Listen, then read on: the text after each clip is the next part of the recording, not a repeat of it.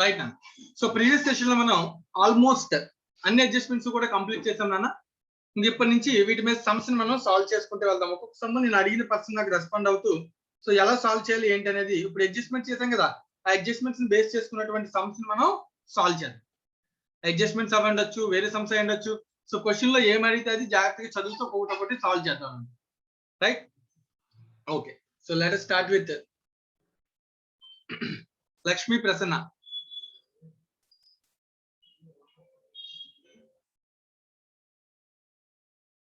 Lakshmi Nagadurga.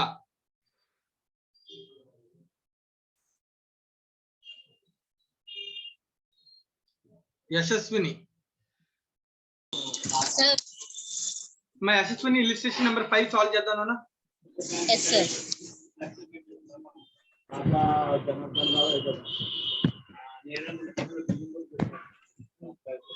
One second అన్న.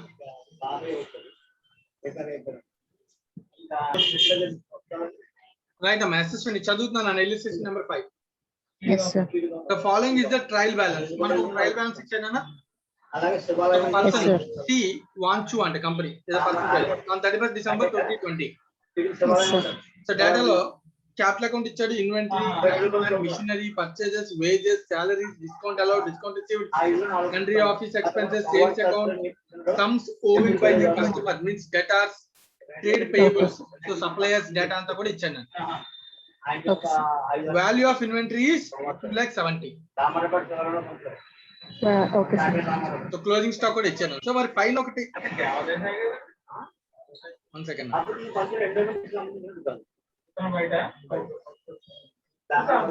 మరి పైన ఒకటి ఇచ్చాడు కదా ఇక్కడ ఇన్వెంటరీ అకౌంట్ అని. మరి ఇదేంటి మళ్ళీ sir and sir yes sir. Trial balance లో ఇన్వెంటరీ అని ఉంది కదా, ఇదేంటి ఇక్కడ కింద ఇచ్చిన ఇన్వెంటరీ ఏంటి? సార్ పైదానికి ఎంట్రీ వేస్తారు సార్, కిందానికి ఇప్పుడు వేయాలి సార్ మనం ఎంట్రీ. పైది ఎంట్రీ వేసినట్టు కాదన్న, లాస్ట్ ఇయర్ నుంచి వచ్చిందన్న.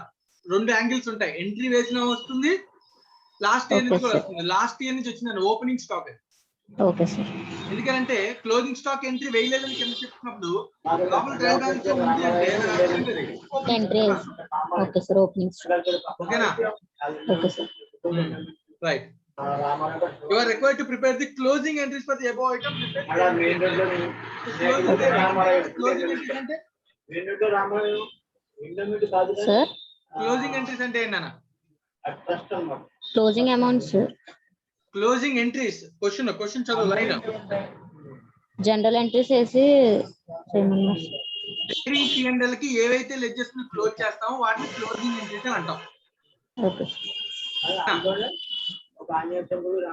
Okay sir. ఇక్కడ ఉన్నటువంటి ట్రయల్ బ్యాలెన్స్ లో వింటున్నావా Yashaswini? Yes sir, yes sir. ఇక్కడ ఉన్న ట్రయల్ బ్యాలెన్స్ లో trading account related ledgers identify చేయి. Trading related sir. Opening stock trading కదా? Yes sir. Next cash, machinery, purchase వీటిలో ఏం చెప్పాలి ఒకటి. Okay sir. Purchase trading sir, wages trading sir, salaries ఏమో P&L అకౌంట్ సార్. ఒక P&L పక్కన ట్రేడింగ్ చెప్పు. Next okay sir, okay sir. Sundry offices expenses sir, అది కూడా P&L కదా, office expenses. Okay sir. Sales account P&L sir. Trading yes sir, yes so sir. ఒక income ఉందన్న, sales అనేది ఒక ఇన్కమ్, మిగతా అన్ని కూడా డెబిట్ నా. Yes sir. ఈ లెడ్జెస్ డెబిట్ ఉన్న లెడ్జెస్ అన్ని క్రెడిట్ అవుతాయి, డెబిట్ అవుతాయి. అకౌంట్ కి ట్రాన్స్ఫర్ అవుతుంది. Yes sir. దాంతో పాటుగా క్లోజింగ్ స్టాక్ కూడా ట్రేడింగ్ అకౌంట్ కి ట్రాన్స్ఫర్ అవుతుంది. Yes sir. సో వీటిని ట్రేడింగ్ అకౌంట్ లో రాసే క్లోజింగ్ ఎంట్రీస్ అంటాం. Okay sir. చూనా, నువ్వు చెప్పిన డెబిట్స్ అన్ని కూడా ఓపెనింగ్ స్టాక్ డెబిట్ బ్యాలెన్స్ ఉంది, క్లోజ్ చేయాలంటే క్రెడిట్.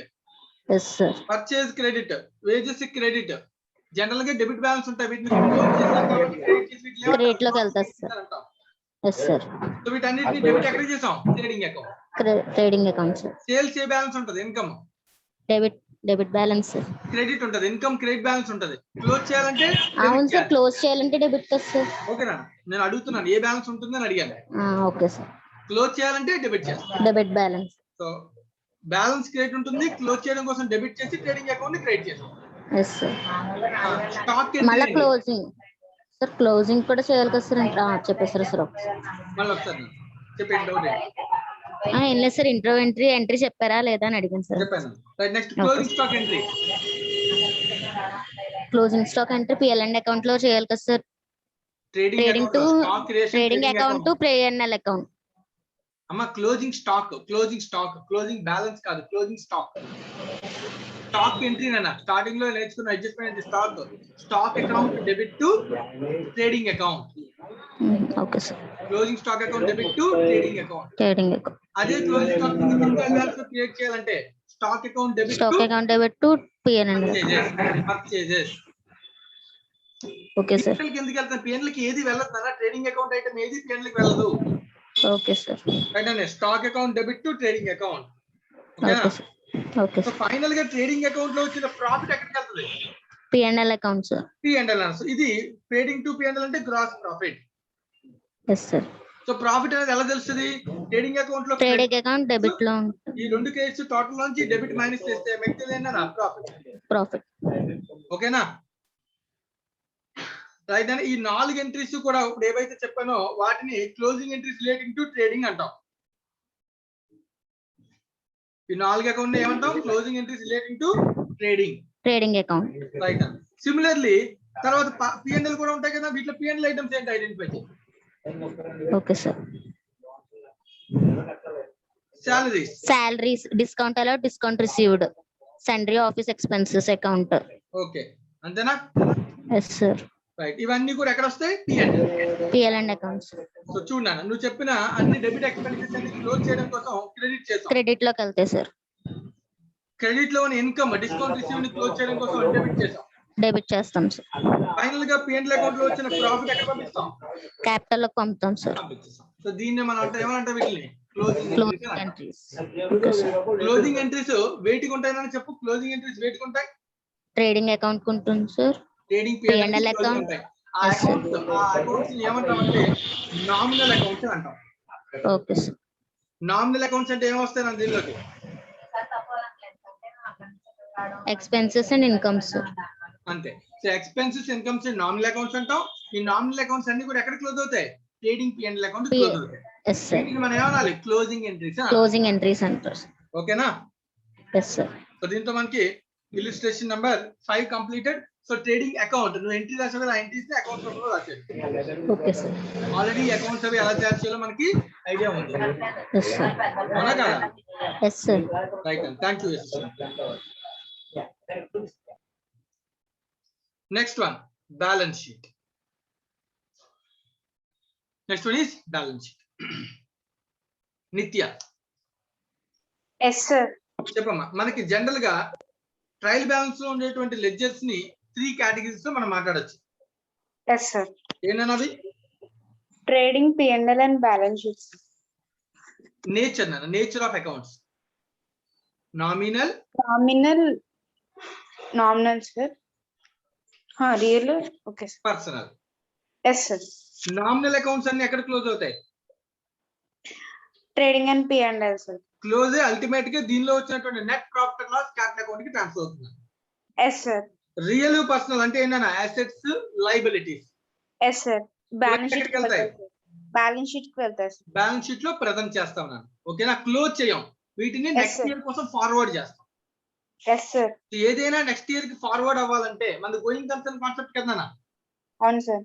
ఆ ఏ లెడ్జర్ అయితే నెక్స్ట్ ఇయర్ కు ఫార్వర్డ్ అవ్వాలో, ఫర్ ఎగ్జాంపుల్ ఒక డెటార్ ఉన్నాడు, ఈ రెండ్ లో డబ్బులు కలెక్షన్ జరగాలి, ఇంకా జరగలేదు, బట్ నెక్స్ట్ ఇయర్ ఫార్వర్డ్ అవ్వాలా లేదా? ఫార్వర్డ్ అవ్వాలి.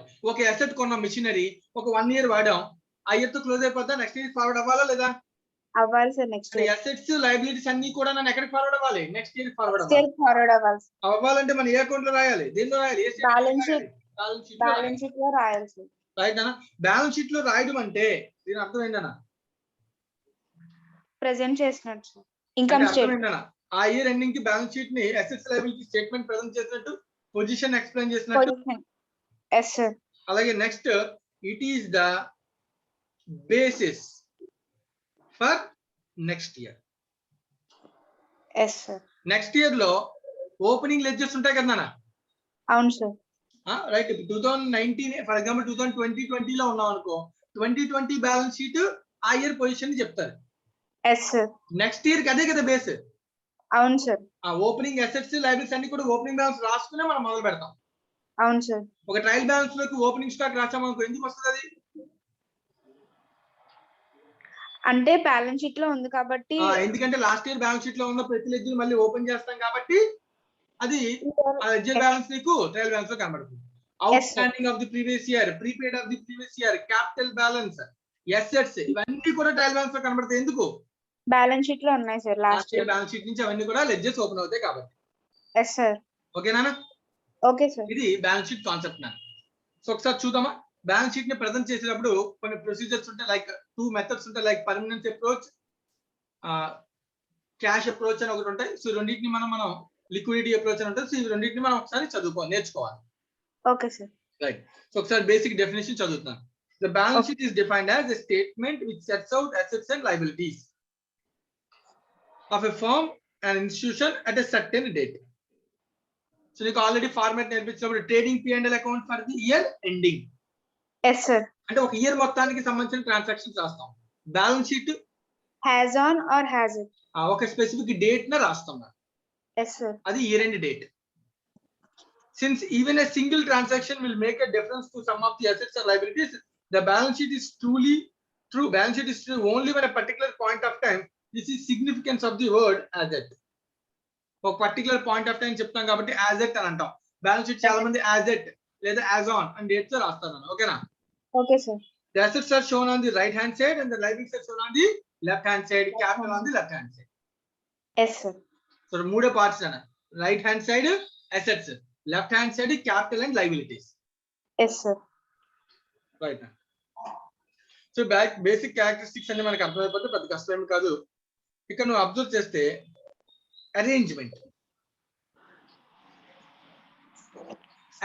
Of assets and liabilities. ఓకేనా? Okay sir. ఇక్కడ బ్యాలెన్స్ షీట్ లో మనం అసెట్స్ రాస్తాం కదా. Yes sir. సీక్వెన్స్ చెప్పు. ఏ అసెట్ ఫస్ట్ రాస్తాం? ఫస్ట్ ఫిక్స్డ్ అసెట్స్ రాస్తాం సార్. ఓకే. తర్వాత ఇన్వెస్ట్మెంట్స్ రాస్తాం సార్. తర్వాత కరెంట్ అసెట్స్ రాస్తాం. రైట్. ఆ కరెంట్ అసెట్స్ లో కూడా లాస్ట్ లో ఏం రాస్తాం? డేటాస్ రాస్తాం sir. Cash in hand, cash in bank.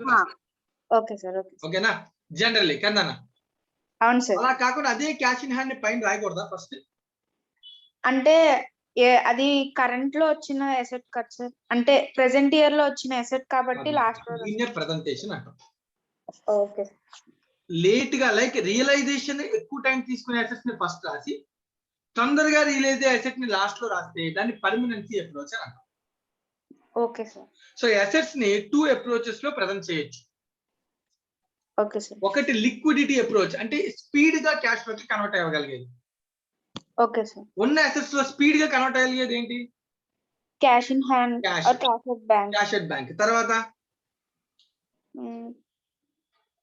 Investments కూడా మార్కెట్ లో ఉండే షేర్స్ నా. Yes sir. ఫాస్ట్ గా మార్కెట్ లో అమ్మేయచ్చు కదా వాటిని. అమ్మేయచ్చు సార్. అలా లిక్విడ్ గా ఏదైతే స్పీడ్ గా క్యాష్ లో కన్వర్ట్ అవుతుందో వాటిని ఫస్ట్ రాసి లేట్ గా కన్వర్ట్ చేసే వాటిని ఏం చేస్తానన్నా లాస్ట్ లో రాస్తే దాన్ని ఏమంటాం? ఏ అప్రోచ్ అంటాం? లిక్విడిటీ అంటాం. అంటే ఇందాక నేను చెప్పినట్టు క్యాష్ కూడా ఫస్ట్ రాయొచ్చు. అలా రాసుకుని ఆ సీక్వెన్స్ లో వెళ్తే వాటిని మనం ఏమంటాం? లిక్విడిటీ అప్రోచ్ అని అంటాం. Yes sir. సో అసెట్స్ ని ప్రెజెంట్ చేయడానికి ఒక అప్రోచ్ ఏంటి? Liquidity approach. Liquidity sir. Under this approach, చదువుతాను జాగ్రత్తగా అబ్జర్వ్ చేయండి. The asset which can be converted into cash first, is presented first. Yes sir. Those assets which are most difficult in respect are presented at the bottom. As per the liquidity, the balance sheet can be prepared as follows. So liquidity ni base cheskunte chunana assets check cheyana. Cash in hand first, cash at bank, securities, investments, bills, debtors, stock, furniture, plant and machinery, land and building, intangible assets next ఇంకా. Yes sir. అవి ఇంకా బాగా time పడతాయి కదా realise అవ్వడానికి. అవును sir. అలాగే liabilities కూడా అంతేనా? Bills payable first, creditors, loans, outstanding expenses, reserves and surplus, then capital. Yes sir. Converted into cash అన్నమాట. ఓకేనా? Okay sir. Assets and liabilities can be presented either in two ways, liquidity approach or permanence approach. Liquidity approach మనం follow అయ్యేది general గా follow అయ్యేది ఏ approach అయినా permanence approach sir. అందుకనే మనం ఇలా నువ్వు చూసిన అబ్జర్వ్ చేయ మనం నేర్చుకున్న బ్యాలెన్స్ షీట్ ఏ approach? Permanence approach sir. Like capital, reserves, outstandings, loans, trade debtors, bills payables. Yes sir. Assets లో land and building, machinery, fixed stock, debtor, bills, other investment securities, cash in bank, cash in hand.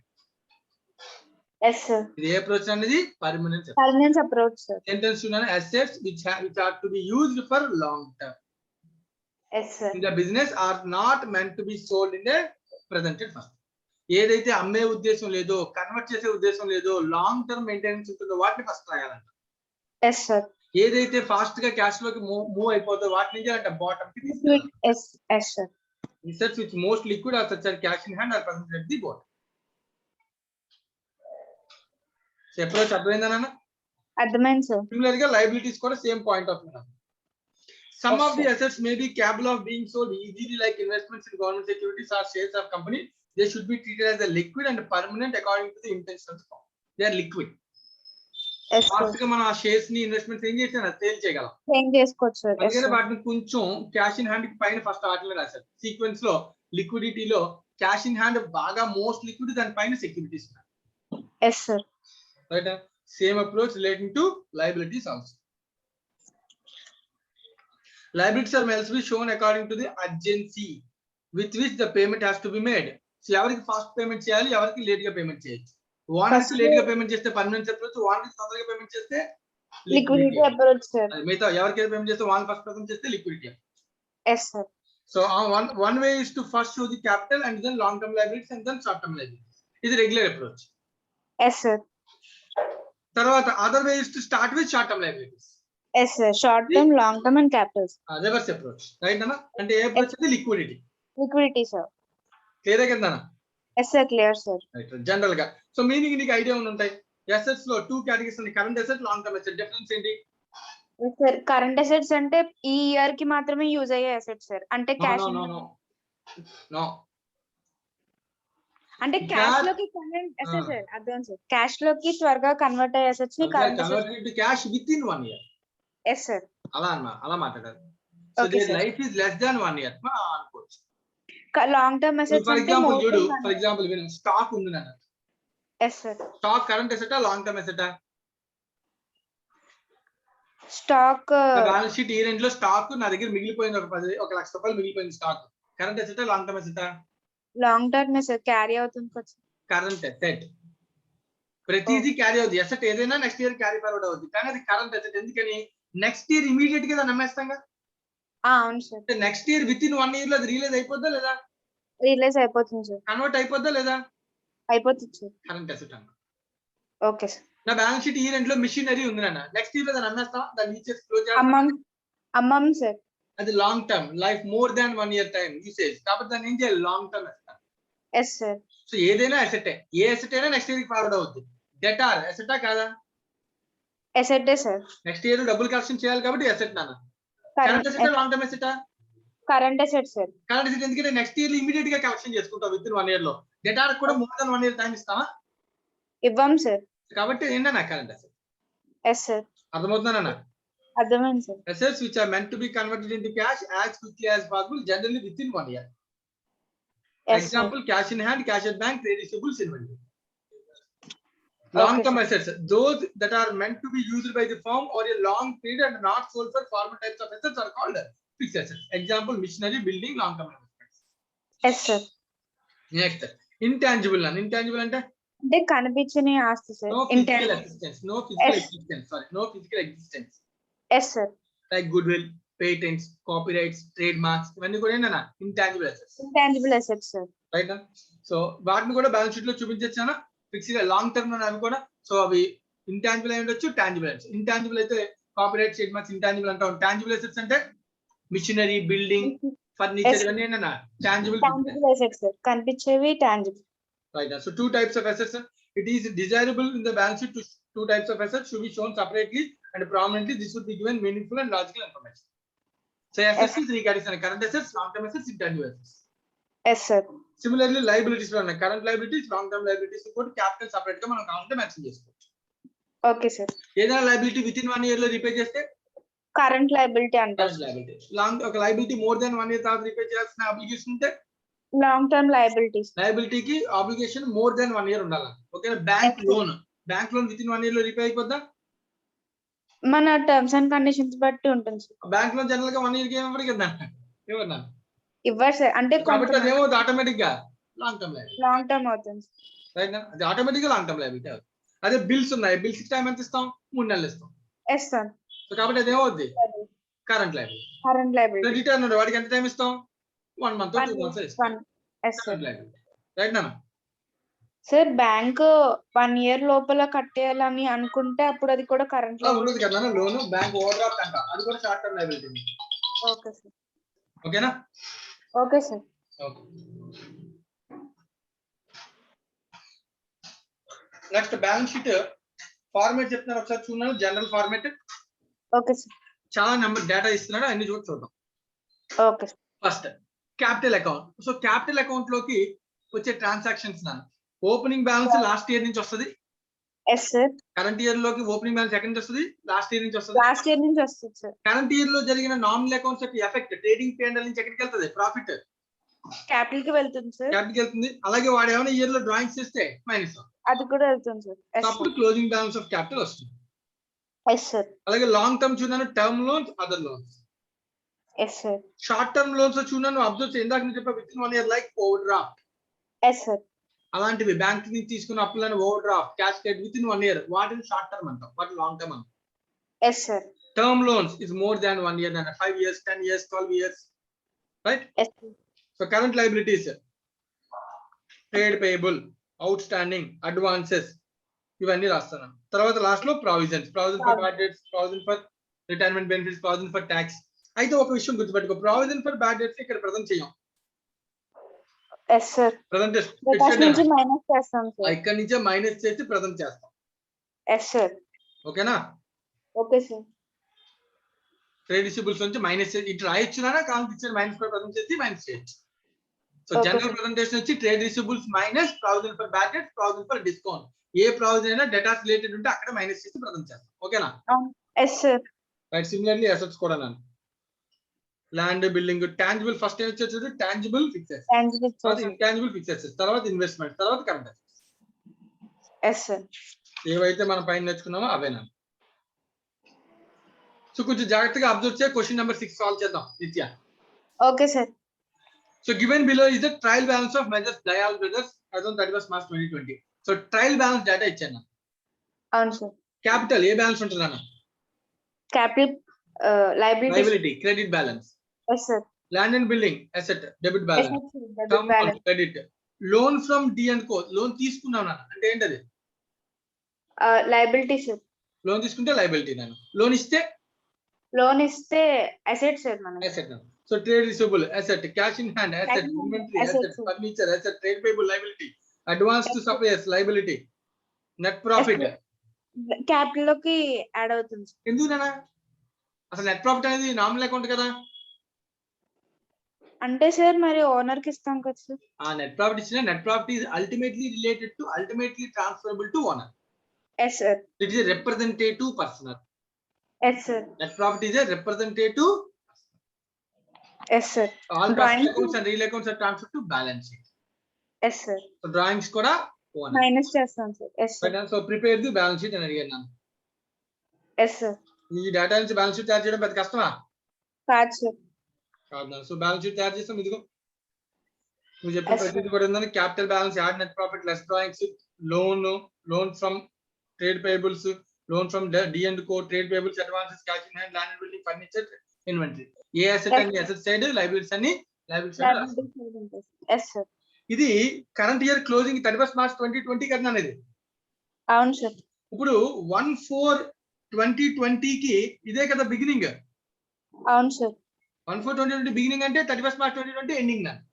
అవును sir. So ఈ beginning లో ఒక entry రాయాలన్న, దాన్ని మనం అంటాం opening entry అని అంటాం. Yes sir. ఎందుకంటే 2020 ఓపెన్డ్ విత్ బ్యాలెన్స్ షీట్. అవును సార్. బ్యాలెన్స్ షీట్ లో ఏవైతే అసెట్స్ ఉన్నాయో ఆ అసెట్స్ అన్నిటిని మళ్ళీ డెబిట్ చేయాలండి. Yes sir. ఎందుకంటే ఇప్పుడు land and building money continue అవ్వాలంటే బ్యాలెన్స్ ఉండాలి కదా.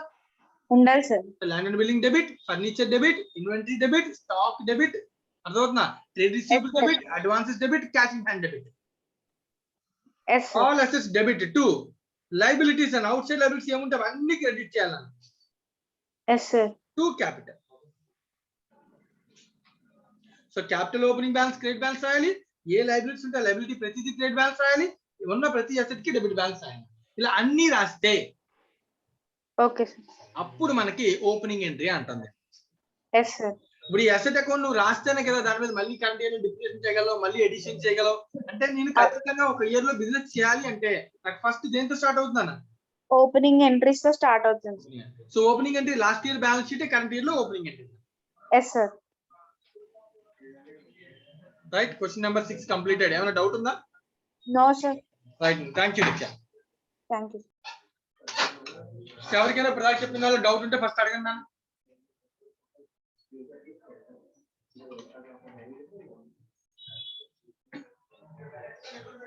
ఎవరికైనా ప్రధాన చెప్పిన డౌట్ ఉంటే అడగచ్చు.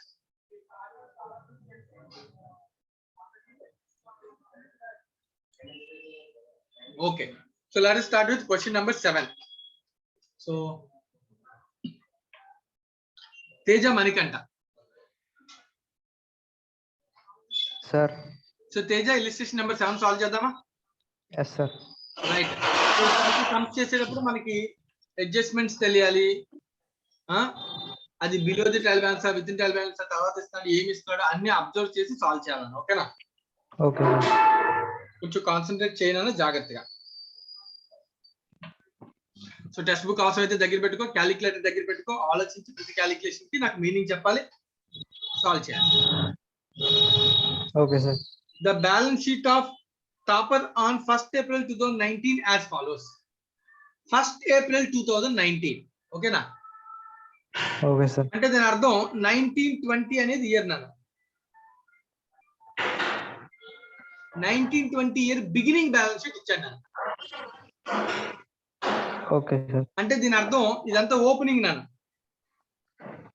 yes sir. ఈ ప్రతి లెడ్జర్ 1920 లో బిగినింగ్ లో ఆ లెడ్జర్స్ ని కంటిన్యూ చేస్తూ బిజినెస్ చేయాలి.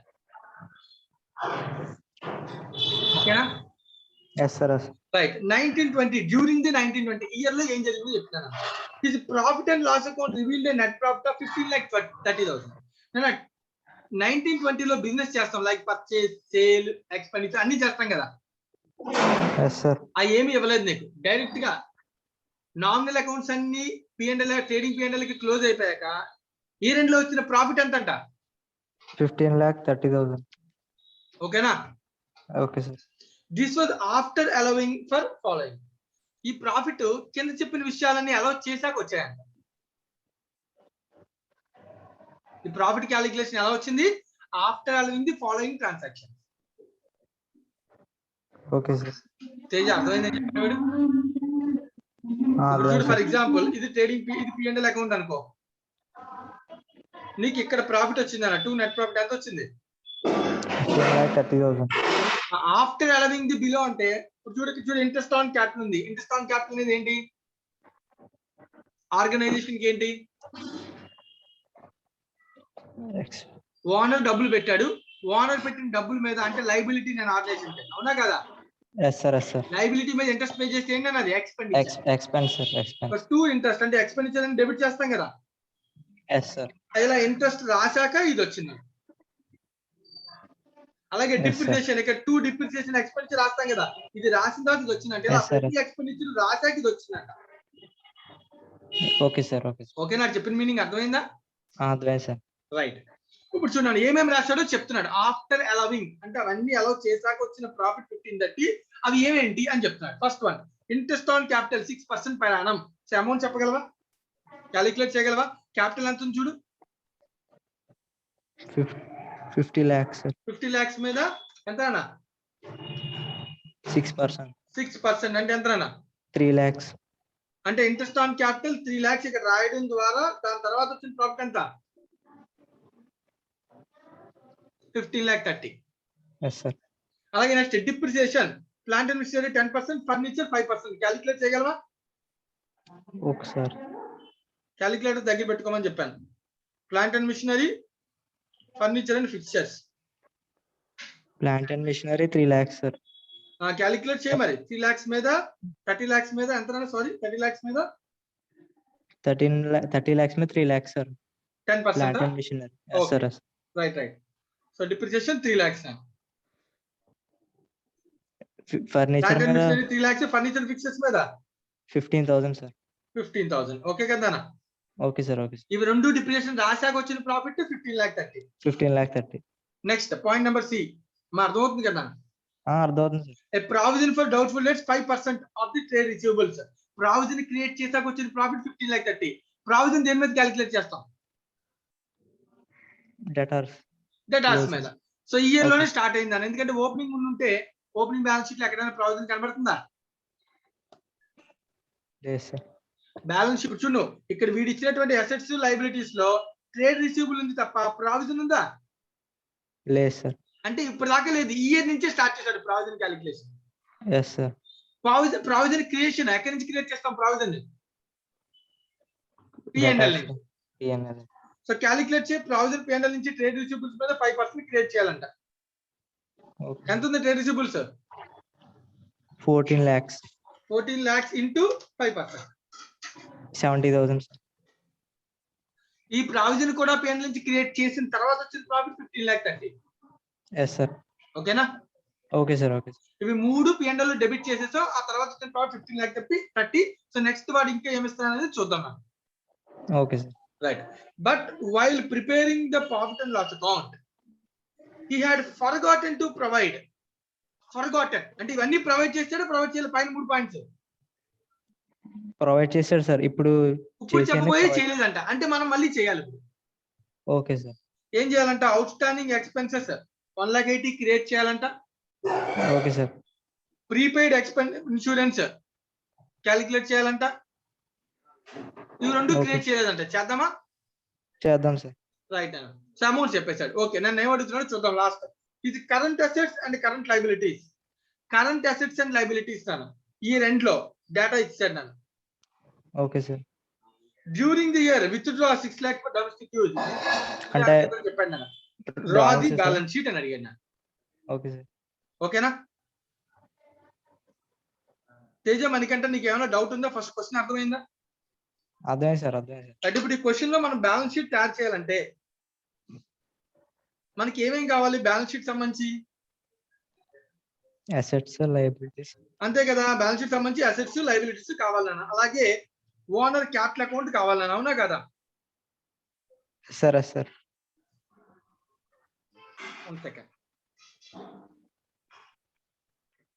చదివిన క్వశ్చన్. ఓకేనా?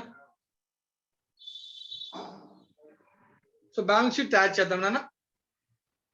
Okay sir. Balance sheet of company పేరు ఏమైనా తప్పర్. As on date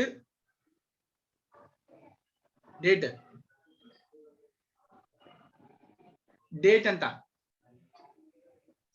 Teja? Sir date balance sheet ఏ డేట్ తయారు చేస్తున్నాం? 1st April 2000, 31st March 2020. 31st March 2020. Yes sir. Yes sir. వాడు ఇచ్చింది 1st April 2019. మనం తయారు చేస్తాం ఈ రేంజ్ లో. ఈ ఎండింగ్ సార్. రైట్. ప్రతి అసెట్ గురించి ఆలోచించి సమాధానం చెప్పాలి. Okay sir. ఫస్ట్ చూడు, ప్లాంట్ అండ్ మిషనరీ 30 lakhs అయినా కాదు. ప్లాంట్ అండ్ మిషనరీ మీద డిప్రిసియేషన్ ఆల్రెడీ రాశాం కదా. Yes sir. డిప్రిసియేషన్ చేసాం. అప్పుడు 30 lakhs minus 3 lakhs. Very good. Minus 3 lakhs. అప్పుడు అసెట్ వాల్యూ ఎంత మిగులుద్ది? 27 lakhs. అర్థమైందా? Yes sir. ఈ డిప్రిసియేషన్ కి ఎంట్రీ చెప్పు. నన్ను ప్రతిదీ డబుల్ ఎంట్రీ ఆలోచించాలి. డిప్రిసియేషన్ కి ఎంట్రీ చెప్పు. Depreciation to asset. Asset sir. అందుకనే అసెట్ తగ్గించాం. మరి డిప్రిసియేషన్ ఎక్కడ క్లోజ్ అవుతుంది? P&L sir. P&L already close అయిపోయిందా? చేయాలా? ఆల్రెడీ క్లోజ్ అయిపోయింది. ఆల్రెడీ అయిపోయింది. ఎందుకంటే ఆఫ్టర్ అలవింగ్ డిప్రిసియేషన్ కదా ఈ ప్రాఫిట్ వచ్చింది నాకు. Yes sir. అయిపోయిందని. సో ప్రాబ్లం లేదు. అంటే డబుల్ ఎంట్రీ కంప్లీటెడ్. ప్రతిదీ డబుల్ ఎంట్రీ ఆలోచించాలి. Yes sir. Right. Next plant and machinery తర్వాత ఇంకోటి ఏముంది asset? Next furniture and fixtures sir. ఆలోచించు. ఫర్నిచర్ అండ్ ఫిక్చర్స్ బ్రాకెట్ లో 3 lakhs రానా? Debit asset sir. Value minus depreciation ఎంత అంట? 5% అంటే 15,000. అప్పుడు ఎంత అవుతుంది? 2,85,000. 2,84,000. Yes sir. మళ్ళీ నా 3 lakhs అంటే ఓపెనింగ్ బ్యాలెన్స్ అన్నది 15,000 ఎంట్రీ రాయాలి కదా. ఎస్. అది కూడా 15,000 ఎంట్రీ ఏంటి? Depreciation to furniture and fixtures. Furniture. Yes sir. Yes sir. Furniture fixtures create చేయడం వల్ల అసెట్ తగ్గిపోయి 2,85,000 అయింది. Yes sir. మరి ఫర్నిచర్ ఆ డిప్రిసియేషన్ అకౌంట్ ఎక్కడ క్లోజ్ అవ్వాలి? అది కూడా పిఎన్ఎల్ అకౌంట్స్. పిఎన్ఎల్ ఆల్రెడీ అయిపోయిందా అవ్వలేదా? అయిపోయింది సార్. అది కూడా అయిపోయింది. హ్యాపీ, మనకి ప్రాబ్లం లేదు. డబుల్ ఎంట్రీ అయిపోతే పర్లేదు, అని అవ్వకపోతే రాంగ్ అయిపోతుంది. Yes sir. Yes sir. Next trade receivable. Trade receivable question లో ట్రేడ్ రిసీవబుల్ మారిపోయిందని ఎంత అయిందంటే trade receivable closing balance 20 lakhs. Last లో ఇచ్చేది current assets and liabilities of 31st March. Yes sir. Asset 20 lakhs. 20 lakhs. Next cash and bank. Cash and bank ఎంత అన్న? 10,35,000. ఇవన్నీ మారిపోతున్నాయి కదా సార్. మరి trade receivable, cash and bank ఇవన్నీ మారిపోయినాయి కదా. ఇవన్నీ మారి ఏ అకౌంట్ కి వెళ్ళిపోయింటాయి? Balance sheet. బ్యాలెన్స్ షీట్ లో క్లోజింగ్ వేసాం, బట్ ఓపెనింగ్ క్లోజింగ్ ఇప్పుడు క్యాష్ ఉంది, ఓపెనింగ్ లో 5,000 ఉంది, క్లోజింగ్ లో 10,000 అయింది అంటే 5,000 ఎందుకు పెరిగి ఉంటది? బోల్డ్ ట్రాన్సాక్షన్స్ వల్ల పెరిగి ఉంటది. చెప్పగలమా అది? చెప్పలేదు సార్. ఈ ట్రాన్సాక్షన్స్ అన్ని బ్యాలెన్స్ షీట్ లో ఉన్న అసెట్స్ పెరగడం వల్ల ఉండొచ్చు, అమ్మేయడం వల్ల ఉండొచ్చు, లైబిలిటీ కొత్త తీసుకోవడం వల్ల ఉండొచ్చు, క్యాష్ పెరగచ్చు, లైబిలిటీ రీపే చేయడం వల్ల క్యాష్ పెరిగి తగ్గొచ్చు ఉండొచ్చు. అవునా కదా? Yes sir. Yes sir. అలాగే బిజినెస్ చేయడం వల్ల క్యాష్ రావచ్చు, లైక్ క్యాష్ సేల్స్ చేయడం వల్ల క్యాష్ రావచ్చు, క్యాష్ పర్చేస్ చేయడం వల్ల క్యాష్ తగ్గిపోవచ్చు. Yes sir. అంటే మొత్తం బిజినెస్ జరగడం వల్ల జరిగినటువంటి డిఫరెన్స్ అన్నమాట. మొత్తం బిజినెస్ అంతా జరిగాక అల్టిమేట్ గా బిజినెస్ వచ్చే ప్రాఫిట్ అలా ఎక్కడికి వెళ్తుంది?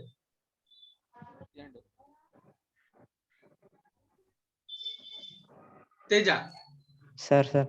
మొత్తం బిజినెస్ అంతా జరిగిన తర్వాత అల్టిమేట్ గా వచ్చే ప్రాఫిట్ అలా ఎక్కడికి వెళ్తుంది? క్యాపిటల్ అకౌంట్ కి వెళ్తుంది. Yes sir. ఎస్. అర్థమవుతుందా? అంటే ఈ trade receivables, cash and bank వీటిలో అన్ని కూడా బిజినెస్ జరగడం అన్నమాట. ఇది ఓకే సార్. ఇవన్నీ జరిగాక అల్టిమేట్ గా ఎక్కడికి వెళ్తుంది ప్రాఫిట్? Capital account. క్యాపిటల్ కలిసి. రైట్, నేను నీకు చిన్న ఎగ్జాంపుల్ ఈ సమ్ అయిపోయిన తర్వాత మళ్ళీ చెప్తాను. ఓకేనా? Okay sir. Okay sir. Right. Next so తర్వాత ఇంకేమున్నాయన్నా? ఇన్వెంటరీ. ఇన్వెంటరీ క్లోజింగ్ ఎంత అన్న? Closing stock 14,50,000. 14,50,000. ఓకేనా? Okay sir. రైట్. సో అయిపోయింది. తర్వాత అసెట్స్ అన్ని అయిపోయినాయి. తర్వాత లైబిలిటీస్. క్యాపిటల్. క్యాపిటల్ ఓపెనింగ్ ఎంత ఉందన్న?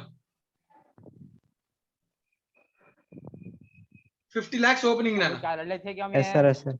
క్యాపిటల్ లో ఏమేమి వస్తే, క్యాపిటల్ లో ప్రాఫిట్ వస్తే యాడ్ చేయాలి, బట్ ప్రాఫిట్ తెలిసే నాకు. ప్రాఫిట్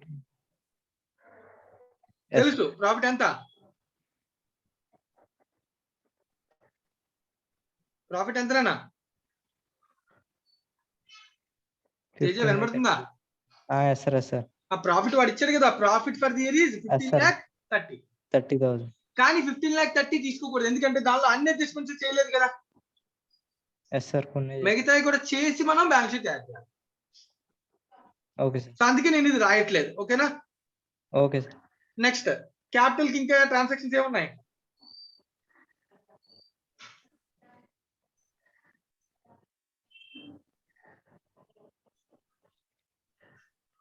క్యాపిటల్ ఇంకెందుకు పెరుగుతుంది? Interest on capital. Capital. Interest on capital కి ఎంట్రీ చెప్పు. Interest on capital account debit to capital. Capital. And interest on capital expenditure debit. ఎవరికి ఇవ్వాలి? ఎక్స్పెండిచర్ ఎవరికి పే చేయాలి? ఓనర్ కి. కాబట్టి క్యాపిటల్ క్రెడిట్. Capital credit. ఆ ఇంట్రెస్ట్ ఆన్ క్యాపిటల్ ఎక్కడ క్లోజ్ అవుద్ది? P&L. పిఎన్ఎల్. ఆల్రెడీ అది వెళ్ళిపోయిందా లేదా? P&L కి వెళ్ళిపోయింది సార్. P&L కి వెళ్ళిపోతే సరిపోతా. డబుల్ ఎంట్రీ ఇంకొక దగ్గరికి ఎక్కడ దగ్గరికి వెళ్ళాలి కదా. టూ ప్లేసెస్ ఎఫెక్ట్ ఉండాలి. Yes sir. అది ఇంట్రెస్ట్ అనేది P&L కి వెళ్ళిపోయింది. మరి అల్టిమేట్ ఇంకో దగ్గరికి ఎక్కడికి వెళ్ళాలి? డబుల్ ఎఫెక్ట్ లో క్యాపిటల్. క్యాపిటల్ వెళ్ళాలి సార్. 5 lakhs 50 lakhs మీద 6% ఎంత అనుకున్నాం?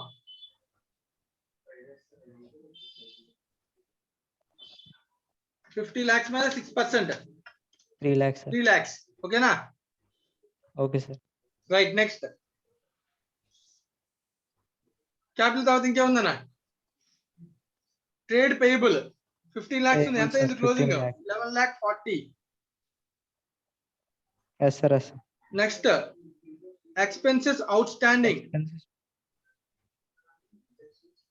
ఇప్పుడు జాగ్రత్తగా అబ్జర్వ్ చేయాలి. ఎక్స్పెన్సెస్ అవుట్ స్టాండింగ్ ఎక్కడికి వెళ్ళాలి? అవుట్ స్టాండింగ్ బ్యాలెన్స్ షీట్ లో అయితే లైబిలిటీ సార్. అది P&L ఎక్స్పెన్స్ అయితే అకౌంట్ కి ట్రాన్స్ఫర్ అయిపోవాలి కదా నాన్న. అయిపోవాలి సార్. కానీ ఇక్కడ కింద చెప్పారు చూడు, but while preparing the P&L account has forgotten to provide outstanding expenses. Last year outstanding వెళ్ళిపోయింది, మరి కరెంట్ ఇయర్ అవుట్ స్టాండింగ్ వెళ్ళాలి కదా.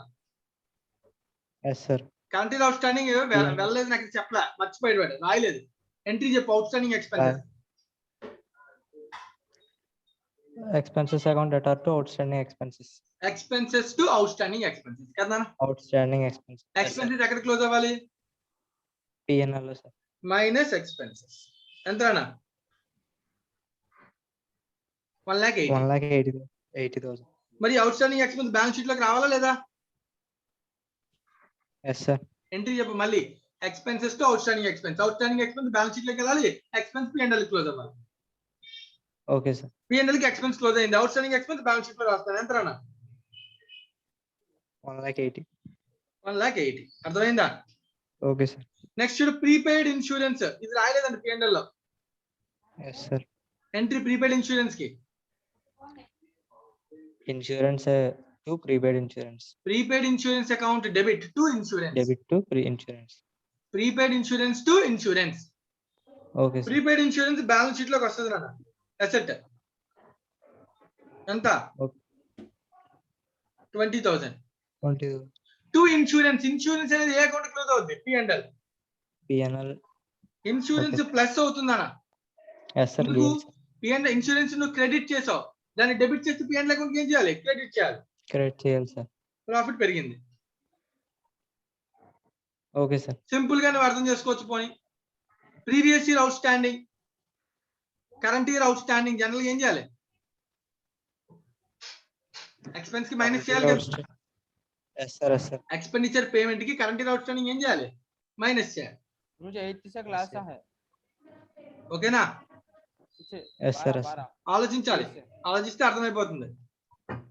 Yes sir. ఎక్స్పెండిచర్ పెడితే ప్రాఫిట్ ఏమవుతుంది? తగ్గిపోతుంది సార్. ఎక్స్పెండిచర్ పెరిగితే ప్రాఫిట్ ఏమవుతుంది? తగ్గుతుంది. తగ్గిపోతుంది సార్. సో అదే కదా ఇక్కడ చేసాం 1,80,000.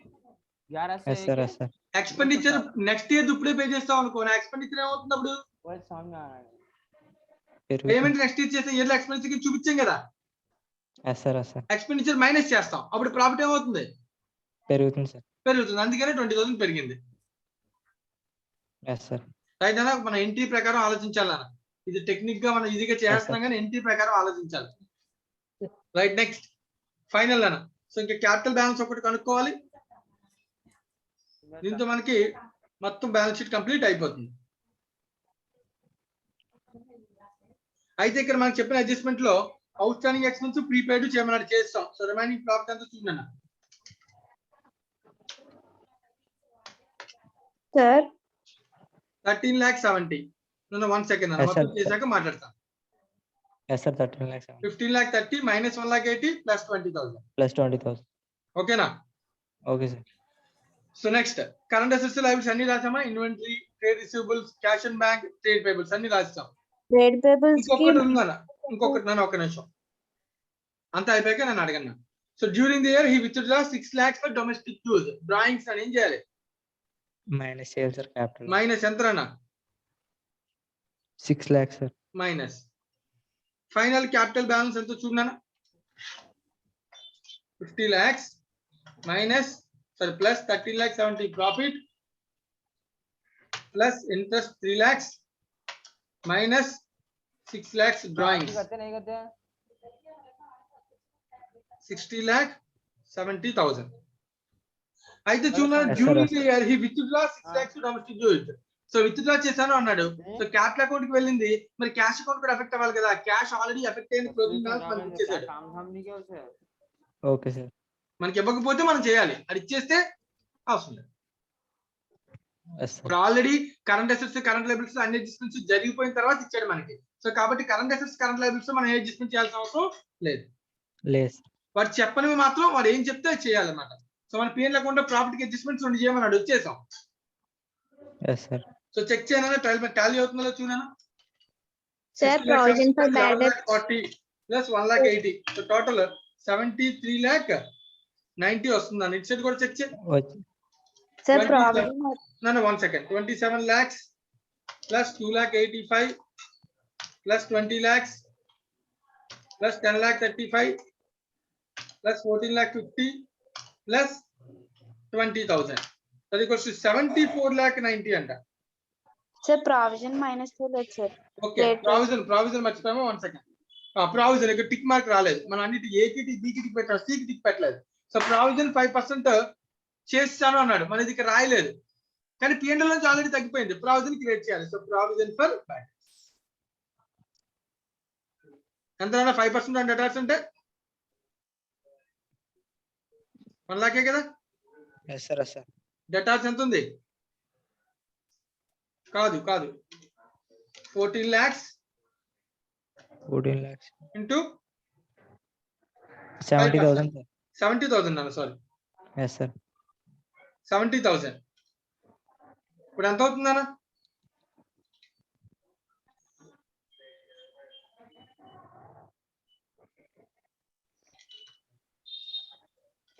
సార్ కింద అడ్జస్ట్మెంట్ లో కరెంట్ అసెట్స్ అండ్ లయబిలిటీస్ ఇచ్చారు కదా సార్, అందులో ట్రేడ్ రిసీవబుల్స్ 20 lakhs ఉంది సార్, దాని మీద 5% చేయాలి కదా. అంతే అమ్మా, క్లోజింగ్ డేటాస్ మీద చేయాలి, ఓపెనింగ్ డేటాస్ మీద కాదు. Sorry, 20 lakhs into 5%. 1 lakh sir. 20 lakhs into 5%, that equals to 1 lakh. The answer is 74,90,000. So closing datas మీద కదా ఎప్పుడు కూడా ప్రావిజన్ క్యాలిక్యులేట్ చేయాలి. సో ఇది మనకి trade receivables opening balance sir. Teja, yes sir. Provision is always calculated on closing data. Closing data. Yes sir, చెప్పుకున్నాం కదా adjustments లో. yes sir. So this is the preparation of balance. ఒకసారి అందరూ కూడా ఆలోచించండి, దీనిలో ఏమైనా డౌట్ ఉంటే కనుక అడగచ్చు.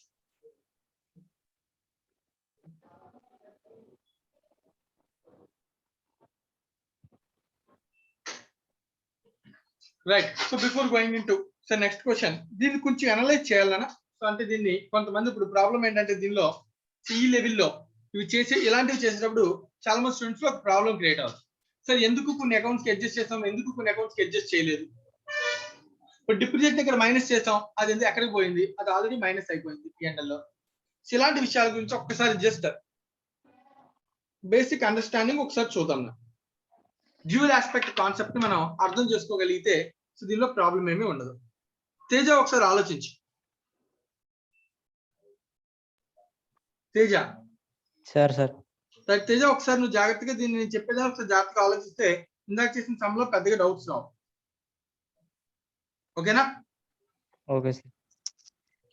లెట్ us take ఏ బిజినెస్ అయినా గుర్తుపెట్టుకో, నువ్వు చేసే అకౌంటింగ్ అంతా అల్టిమేట్ గా నెక్స్ట్ ఇయర్ కి త్రూ బ్యాలెన్స్ షీట్ ట్రాన్స్ఫర్ అవుతుంది. రైట్ అన్న. For example beginning of the year లో క్యాపిటల్ పెట్టాను అనుకో, ఏ లెడ్జెస్ వస్తాయి సార్? ఒకసారి మళ్ళీ చెప్పండి sir. Beginning of the year లో క్యాపిటల్ ఇన్వెస్ట్ చేశాను అనుకో, ఏ లెడ్జెస్ వస్తాయి బ్యాలెన్స్ షీట్ లో? Cash account for example let us take 1 lakh. Okay sir. ఇంకో అకౌంట్ ఏమొస్తుంది నాన్న? క్యాపిటల్. తేజ క్యాష్ ఇన్వెస్ట్ చేస్తే క్యాపిటల్ రూపంలో ఎంట్రీ చెప్పు. Cash account attach to capital account. Cash అనేది అసెట్, క్యాపిటల్ అనేది లయబిలిటీ. ఏ ఎంట్రీ చెప్పినా అల్టిమేట్ గా బ్యాలెన్స్ షీట్ కి వెళ్తుంది. Okay sir. ఆలోచించు, ఇప్పుడు 1 lakh క్యాపిటల్ పెట్టాను, క్యాపిటల్ అకౌంట్ క్రియేట్ అయింది, క్యాష్ అకౌంట్ డబుల్ ఎఫెక్ట్ అండి, ఏదైనా డబుల్ ఎఫెక్ట్. Okay sir. ఇప్పుడు 1 lakh తో నేను గూడ్స్ పర్చేస్ చేశాను అనుకో, గూడ్స్ రైట్ అన్న. దీనిలో నుంచి ఒక 80,000 నేను గూడ్స్ పర్చేస్ చేశాను అంటే ఇంకెంత బ్యాలెన్స్ మిగులుద్ది? 20,000. సో క్యాష్ ఎంత, గూడ్స్ ఎంత అవుద్ది? 80,000. క్యాపిటల్ అల్టిమేట్ గా ఎంత ఉంది చూడు. Yes sir. అంటే నా ultimate value liabilities and equals to total of assets. దీన్నే మనం డ్యూయల్ ఆస్పెక్ట్ కాన్సెప్ట్ అంటాం. Okay sir. బిగినింగ్ లో నా క్యాపిటల్ క్యాష్ రూపంలో ఉందన్న, బట్ కానీ నేను గూడ్స్ కొన్నాక నా క్యాపిటల్ ఏ ఫామ్ లోకి మారింది? Cash and goods. Okay sir. Teja అర్థమవుతుందా? సరే. రైట్. నేను ఇప్పుడు ఇంకొకటి అయిపోలేదు, మళ్ళీ ఈ గూడ్స్ నేను అమ్మేశాను. 80,000 గూడ్స్ ని నేను 1,20,000కి అమ్మేశాను అనుకుందాం. ఈ 120లో ఒక 1 lakh ఏమో క్యాష్ రూపంలో అమ్మేశాను, ఒక 20,000 ఏమో కస్టమర్ కి క్రెడిట్ బేస్ లో సేల్ చేశాను. తేజ విన్నావా నేను ఏం చెప్పాను? మన దగ్గర ఎంత ఉంది స్టాక్? 80. 80,000. 80 ని ఎంత కమ్మేశాను సేల్? 120 sir. 120 లో క్యాష్ ఎంత? 1 lakh sir. క్రెడిట్ డెటార్స్ ఎంత? 20,000 sir. 20,000 ఓకేనా? Okay sir. గూడ్స్ అమ్మేశాను కాబట్టి గూడ్స్ క్యాన్సిల్ అయిపోయినాయి నాన్న బ్యాలెన్స్ షీట్ లో నుంచి. Okay sir. క్యాష్ 20 కాస్త ఏమైంది ఇప్పుడు? 1 lakh. 1 lakh పెరిగింది నాన్న. Yes sir. ఎంత పెరిగిందన్న? 1 lakh పెరిగిందన్న. 1 lakh. Yes sir. So 1,20,000. మరి 20,000 ఇంకోటి ఏం పెరిగింది?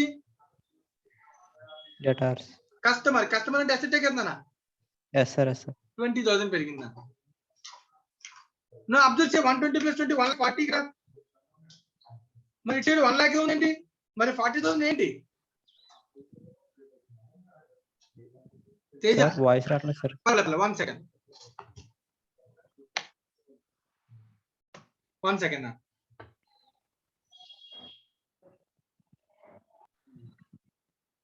రైట్ ఇప్పుడు చెప్పు. సో 80,000 120 అమ్మేసామా? Yes sir. 120 లో 1 lakh క్యాష్ వచ్చిందా? Yes sir. 20,000 debtors create అయ్యాడా?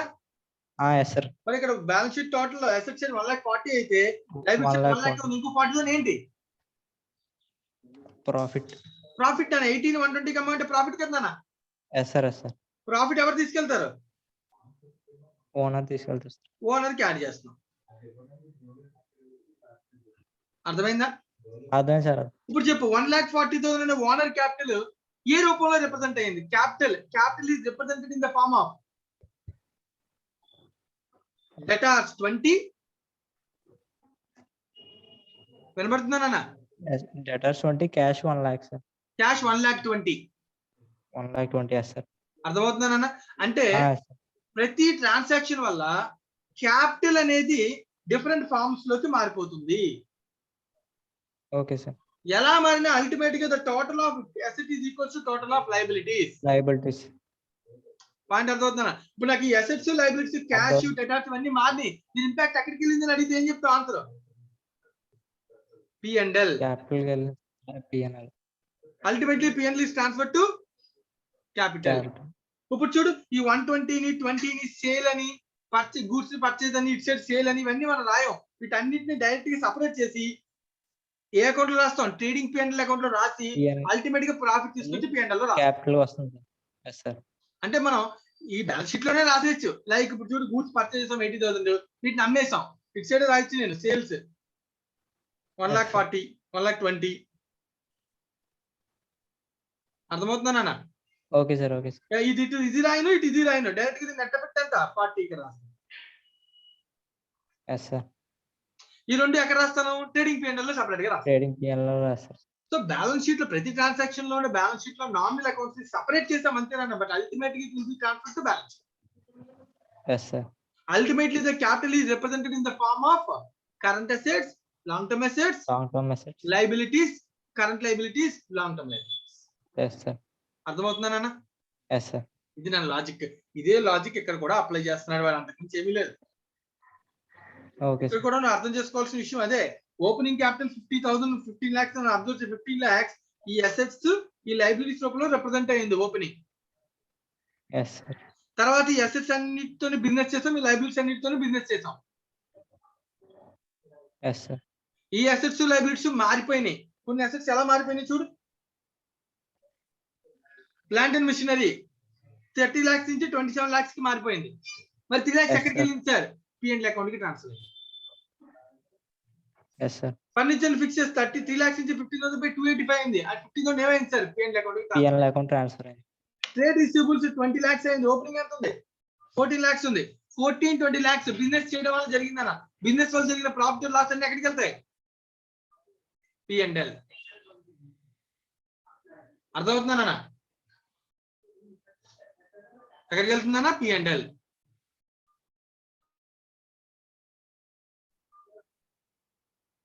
So ultimate గా ఇక్కడ ఏం జరుగుతుందో అర్థం చేసుకున్నావా తేజ? ఈ 50 lakhs capital in the form of assets and liabilities ఉంది. మళ్ళీ ఇది బిజినెస్ చేయడం ద్వారా తగ్గిపోతూ అది అల్టిమేట్ గా ఎక్కడికి వెళ్తుంది? ఎఫెక్ట్ క్యాపిటల్ కి. సో బిజినెస్ ట్రాన్సాక్షన్స్ క్యాపిటల్ కి వెళ్తారన్నా, ఓనర్స్ ఓన్ ట్రాన్సాక్షన్స్ కూడా క్యాపిటల్ అకౌంట్ కి వెళ్తాయి. చూడు నువ్వు ఇంకొక విషయం చెప్తాను చూడు. క్యాపిటల్ స్టేట్మెంట్ తయారు చేద్దాం. క్యాపిటల్ అకౌంట్ జాగ్రత్తగా అబ్జర్వ్ చేయండి.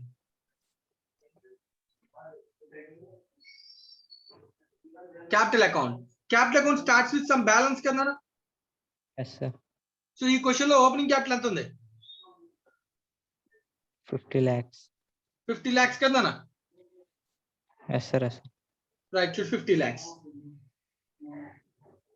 బిజినెస్ ట్రాన్సాక్షన్స్ చాలా జరిగాయి నాన్న. బిజినెస్ ట్రాన్సాక్షన్స్ అవన్నీ కలిపి అల్టిమేట్ గా ప్రాఫిట్ రూపంలో ఓనర్ దగ్గరికి వచ్చిందని ఎంత?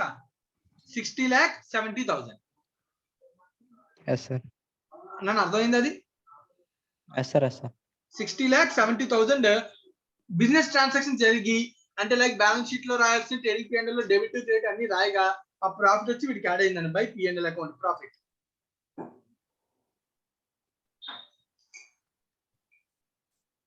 సారీ, ప్రాఫిట్ ఎంత అన్న?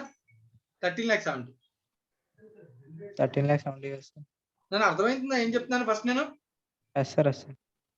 సో ఓనర్ కి నేను చెప్పే పాయింట్ జాగ్రత్తగా అబ్జర్వ్ చేయాలా Teja? Yes, sir. Yes, sir.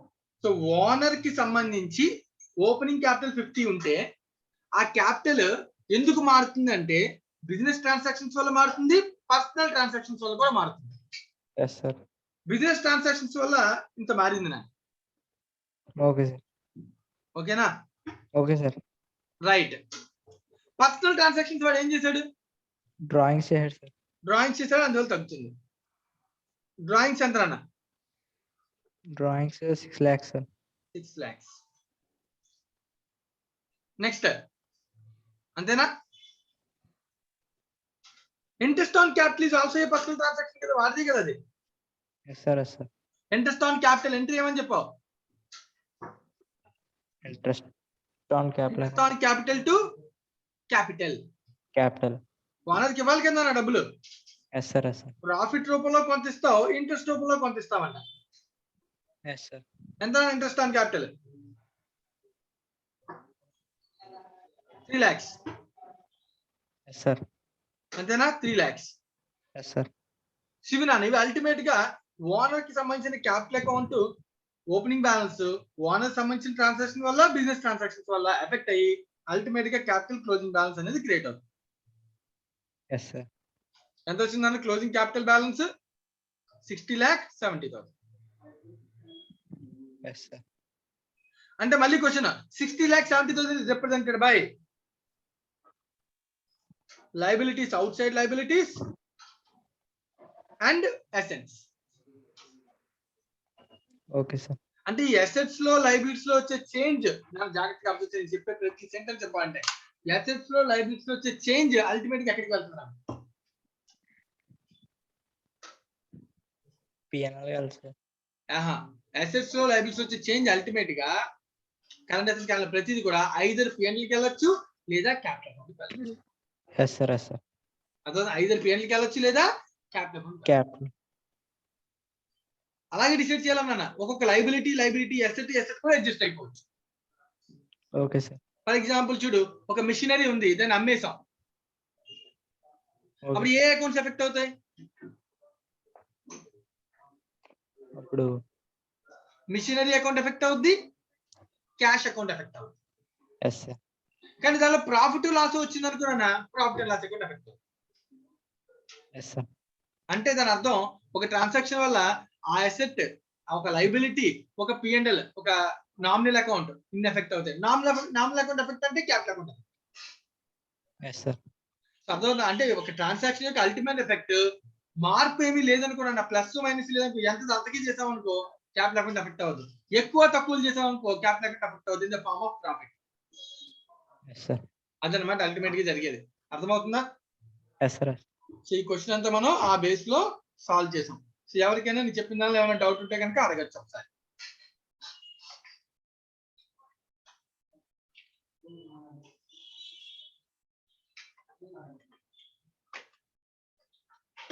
ఎవరికైనా నేను చెప్పిన దానిలో ఏమైనా డౌట్ ఉంటే అడగచ్చు. సార్ చెప్పమ్మా, ఎవరమ్మా? పేరు చెప్పినా. చరిష్మా సార్. చెప్పినాను Charishma, very good. Sir insurance prepaid insurance asset కాబట్టి మీరు ప్లస్ చేశారు కదా సార్. ఎసెట్ మైనస్ అని అనుకున్నాను జనరల్ గా. ఓకే ఎసెట్ అన్నా కాబట్టి ఓకే. ప్రీపెయిడ్ ఇన్సూరెన్స్ అంటే ఎసెట్ కదా మరి, అంతేనా కదా? Yes sir. ఓకే ఎసెట్ కాబట్టి నేను బ్యాలెన్స్ షీట్ లో రాశాను. ఓకే ఈ డౌట్ ఏంటి? ప్లస్ చేశారు సార్. అడ్జస్ట్మెంట్ లో ఉంది కాబట్టి అది కరెంట్ ఇయర్ లో మనం ప్రీపేడ్ చేసాం కదా సార్, అంటే నెక్స్ట్ ఇయర్ ఇయర్ అప్ చేస్తాం కదా సార్. అవునన్నా. అంటే ఇయర్ ది కాదు కాబట్టి మనం మైనస్ చేయొచ్చు కదా సార్ ఎక్వివల్ కాన్సెప్ట్ బేస్ మీద. ఒక్కసారి మళ్ళీ కొంచెం జాగ్రత్తగా నువ్వు అబ్జర్వ్ చేయి. ఇక్కడ ఉన్న ఇది క్వశ్చన్ కదా నువ్వు అడుగుతుంది. Yes sir. Right. So first of all prepaid expenses entry చెప్పుదానికి. Prepaid expenses prepaid debit insurance account debit to expenses account insurance insurance account 20,000 అంతేనా? Yes sir. ఈ 20,000 అనేది సార్ బ్యాలెన్స్ షీట్ కి వెళ్ళింది, డౌట్ లేదు. Yes sir. ఓకే ఇప్పుడు నువ్వు doubt ఏంటి? నెక్స్ట్ ఇయర్ ఇన్సూరెన్స్ మనం ఇయరే కట్టేసాం కదా సార్. కట్టేసాం కాబట్టి ఆ పేమెంట్ అంతా ఎక్కడికి వెళ్ళిపోయి ఉంటది? పిఎన్ఎల్ లో డెబిట్ వెళ్ళిపోయి ఉంటది. చేస్తాం. అంటే అలా PNL కి వెళ్ళిపోయిన తర్వాత అమౌంట్ ఎంత వచ్చింది నాకు? 15,30,000 వచ్చింది నాకు. Yes sir. మనం అసలు వెళ్ళొచ్చా? వెళ్ళకూడదు సార్. అందుకనే మనం ఏం చేయాలి, దాన్ని ఎక్స్పెండిచర్ ని మైనస్ చేయాలి. సార్. ఆ ఎక్స్పెండిచర్ ని మైనస్ చేయాలి కదా. ఎక్స్పెండిచర్ అంతా PNL కి వెళ్ళిపోయింది కదా. ఎస్ సార్ మైనస్ చేయాలి సార్. ఎక్స్పెండిచర్ ని మైనస్ చేస్తే ప్రాఫిట్ పెరుగుతుందా తగ్గుతుందా? తగ్గుతుంది సార్. హాయ్ పెరుగుతుంది సార్, పెరుగుతుంది సార్. అదే కదా నేను చేశాను. 15,30,000కి 20,000 ప్లస్ చేసానా మైనస్ చేశానా? ప్లస్ చేసాం సార్. నిజమా? చేసాం సార్. అంతే. Okay sir. ఇప్పుడు చూడు ఇది కూడా ఆలోచించు. ఇప్పుడు అవుట్ స్టాండింగ్ ఎక్స్పెన్సెస్ ఎంట్రీ చెప్పు. Expenses account debit to outstanding expenses account. బాగా ఆలోచించు కొంచెం జాగ్రత్తగా. Expenses to outstanding expenses ఎంతనా? 1,80,000. 1,80,000 sir. Outstanding expense balance sheet లో లైబిలిటీ రాసాం. Yes sir. ఎక్స్పెన్సెస్ ఇది అవుట్ స్టాండింగ్ నాన్న. మరి పెయిడ్ ఆల్రెడీ ఎక్కడికి వెళ్ళిపోయింది? పెయిడ్ పిఎన్ఎల్ వెళ్ళిపోయింది సార్. వెళ్ళిపోయింది. మరి ఇది అవుట్ స్టాండింగ్ కదా. ఇప్పుడు ఈ ఎక్స్పెండిచర్ అవుట్ స్టాండింగ్ ఆడాలి. ఎక్స్పెండిచర్ పెరుగుతుందా పెరగదా? ఎక్స్పెండిచర్ పెరుగుతుంది సార్. ఎక్స్పెండిచర్ పెరిగితే ప్రాఫిట్ ఏమవుద్ది? తగ్గుతుంది సార్. అందుకని అక్కడ మనం మైనస్ చేసింది. Okay sir. 15,30,000 నుంచి 180 మైనస్ చేసామా లేదా? చేసాం సార్. 15,30,000 లో నుంచి 180 మైనస్ చేసి ప్లస్ 20 చేసాం. అప్పుడు అల్టిమేట్ ప్రాఫిట్ 30,70,000 తీసుకెళ్లి క్యాపిటల్ కి అడ్జస్ట్ చేసాం. Okay sir. అర్థమైందా నాన్న? ఎందుకు ప్లస్ చేసాం ఎందుకు మైనస్ చేసాం అర్థమవుతుందా? అర్థమైంది సార్. జనరల్ గా ఈ ప్లస్ మైనస్ మనం ఎక్స్పెండిచర్ చేసి ఎక్స్పెండిచర్ ఇంపాక్ట్ PNL కి తీసుకెళ్ళాలి. Okay sir. మళ్ళీ ఒకసారి చెప్తాను పర్వాలేదు విను. ఇన్సూరెన్స్ 20,000 ఉంది కదా. Yes sir. ఇన్సూరెన్స్ అకౌంట్ ని క్రెడిట్ చేయాలంటే ఇన్సూరెన్స్ తగ్గించాలి. Yes sir. ఇన్సూరెన్స్ అయినా ఎక్స్పెండిచర్ తగ్గించడం అంటే మరి ఇన్సూరెన్స్ అని లెడ్జర్ లేదుగా, ఇంకా అది క్లోజ్ అయిపోయినాయి ఆల్రెడీ అన్ని. Yes sir. కానీ ప్రిపేర్ అయిపోయినాయి. నా దగ్గర 2 లెడ్జర్స్ ఉన్నాయి. PNL account balance sheet. So 2 statements ఉన్నాయి. PNL balance sheet. దాన్ని ఎక్కడ చూపిస్తావు అనేది క్వశ్చన్. బ్యాలెన్స్ షీట్ కి ప్రీపెయిడ్ తీసుకెళ్లిపోయావు. మరి ఇన్సూరెన్స్ ని PNL అకౌంట్ లో ప్రాఫిట్ కి తగ్గించాలా పెంచాలా అని క్వశ్చన్ ఏదైతే ఇన్సూరెన్స్ అయిన ఎక్స్పెండిచర్ తగ్గించాలి. ఎక్స్పెండిచర్ తగ్గితే ప్రాఫిట్ ఏమవుతుంది? పెరుగుతుంది సార్. అందుకని ప్లస్ చేసాం ప్రాఫిట్ కి. Yes sir. ఇప్పుడు అవుట్ స్టాండింగ్ ఎక్స్పెన్స్ కూడా ఉంది. ఇప్పుడు ఎక్స్పెండిచర్ పేమెంట్ ఆల్రెడీ PNL కి వెళ్ళిపోయింది. ఇప్పుడు కరెంట్ ఇయర్ లో ఎక్స్పెండిచర్ క్రియేట్ చేస్తే ఎక్స్పెండిచర్ ఏమవుతుంది? డెబిట్ చేస్తే పెరుగుతుంది. Yes sir. ఎక్స్పెండిచర్ పెరుగుతుందని మరి ప్రాఫిట్ ఏమవుతుంది? పెరిగితే ఎక్స్పెండిచర్ పెరిగితే తగ్గుతుంది సార్. అందుకని 180 మైనస్ చేస్తాం profit. Yes sir. Yes sir. అర్థమైందా నాన్న? అర్థమైంది సార్. అంతే నాన్న. సో అంతే తప్ప నువ్వు డైరెక్ట్ గా నువ్వు ఎక్స్పెండిచర్ తో ఆలోచిస్తే వేరు, ప్రాఫిట్ అండ్ లాస్ అకౌంట్ తో ఆలోచిస్తే వేరు.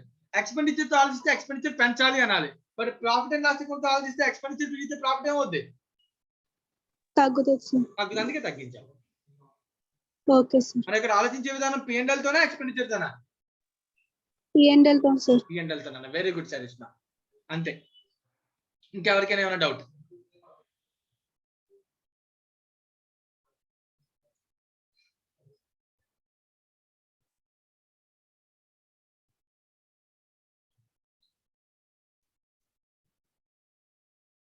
చూడండి పెడతాను. అకౌంట్ రూపంలో కూడా తయారు చేశాడు. ప్రాఫిట్ ఏమో 15,30,000 తీసుకుని అవుట్ స్టాండింగ్ ఎక్స్పెన్సెస్ డెబిట్ చేశాడు. ప్రీపెయిడ్ ఎక్స్పెన్సెస్ క్రెడిట్ చేశాడు. జనరల్ గా ఎక్స్పెండిచర్ అకౌంట్ కి రాయొచ్చు. లేదు అంటే ఇందాక ఎంట్రీ చెప్పా. అవుట్ స్టాండింగ్ ఎక్స్పెన్స్ ఎంట్రీ ఏంటి? Expenses to outstanding. Expense ఎక్కడ క్లోజ్ అవ్వాలి? PNL కి డెబిట్ అవ్వాలి. డెబిట్ అయింది 1,80,000. PNL కి డెబిట్ అయితే ఎక్స్పెండిచర్ PNL ప్రాఫిట్ అవుతుంది మైనస్ అవుతుంది. మైనస్ అవుతుంది. Prepaid insurance entry. Prepaid insurance insurance అనేది లెడ్జర్ క్రెడిట్ బ్యాలెన్స్ వచ్చింది. దాన్ని క్లోజ్ చేయాలంటే PNL కి క్రెడిట్ చేయాలి. దాన్ని డెబిట్ చేసి PNL క్రెడిట్ చేయాలి కదా. Yes sir. P&L క్రియేట్ చేస్తే ప్రాఫిట్ ఏమవుతుంది? పెరుగుతుంది సార్. సింపుల్. నువ్వు ఎలాగైనా ఆలోచించవచ్చు. ఎక్స్పెండిచర్ నుంచి ప్రాఫిట్ ఆలోచించవచ్చు, లేదా డైరెక్ట్ గా లెడ్జర్ క్లోజింగ్ రూపంలో ఆలోచించవచ్చు. ఎలా ఆలోచించినా answer. Yes sir. Right and right. Next question. So opening entry కూడా మనం ఆల్రెడీ కంప్లీట్ చేసేసాం. So question number 8. జోగి ఉన్నాడా? జోగినాథ్. సార్ చెప్పండి సార్. జోగినాథ్ నీ వాయిస్ రావట్లేదు, కొంచెం గట్టిగా మాట్లాడు. సార్ ఓకేనా సార్ ఇప్పుడు? రైట్. జోగినాథ్ ఇలిస్ట్రేషన్ నెంబర్ 8 చేద్దాం. Joginath. Okay sir. So balance sheet of 31st March 2020 వాడు ఇచ్చాడు నాన్న. From the above given balance sheet prepare the relevant opening entry. ఇది 2020 నాన్న. సో మనం 2021 ఓపెనింగ్ లో ఉన్నాం, బిగినింగ్. ఈ లాస్ట్ ఇయర్ బ్యాలెన్స్ షీట్ నాకు కరెంట్ ఇయర్ లో ఏమవుద్ది? ఓపెనింగ్ ఎంట్రీ అవుద్ది. ఓపెనింగ్ ఎంట్రీ చెప్పాలి సార్. అంతే కదా Jogi? Okay sir. Okay sir. Jogi నాకు నీ వాయిస్ రావట్లేదు. ఇప్పుడు చూడండి సార్, వస్తుంది సార్. లేదు నాన్న, నేను ఇంకో పర్సన్ అడుగుతాను. Right, thank you. Abhiram. Jogi mute చేశాను. అభిరామ్. సార్ నెట్ బాగాలేదు సార్. వినబడుతుంది కదా నాన్న? సరిపోతుంది, జాగ్రత్త విను. Yes sir. రైట్. సో మనకి ఇచ్చిందా ఇలిస్ట్రేషన్ నెంబర్ 8 లో బ్యాలెన్స్ షీట్ 31st March 2020 ఇచ్చాడు. Yes sir. So next year beginning అంటే 1/4/2021 కదా? 2020 కదా? Yes sir. Next year beginning లో ఫస్ట్ ఎంట్రీ ఏం రాస్తాం?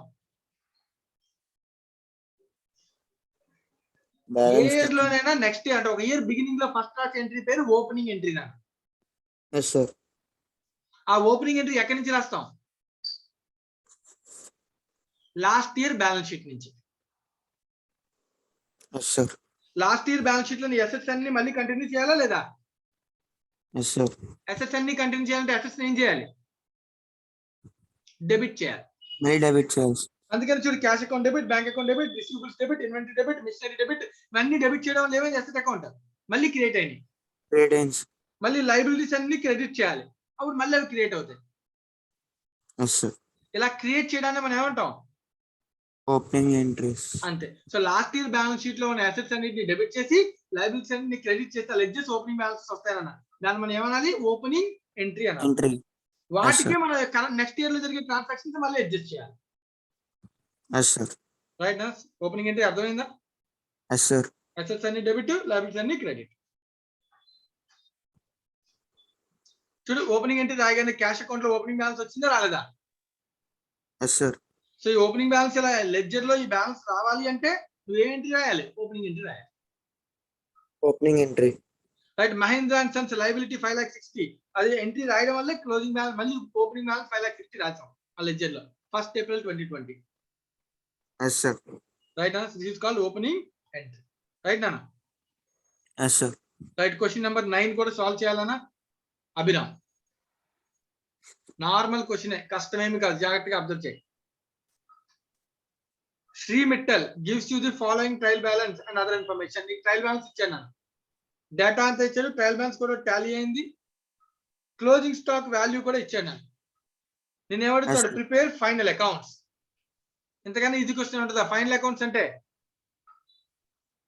Trading account, P&L account, balance sheet. So వీటిలో ఏది ట్రేడింగ్ P&L, ఏది బ్యాలెన్స్ షీట్ పెద్దదో చెప్పు. క్యాపిటల్, బ్యాలెన్స్ షీట్ కలిపి. Purchase and sale, trading account. Opening inventory, trading account. Trade receivables, trade payables, balance sheet. Bank loan, balance sheet. Over draft, balance sheet. Salary, P&L account. Advertisement, P&L account. Other expenses, P&L sir. Returns,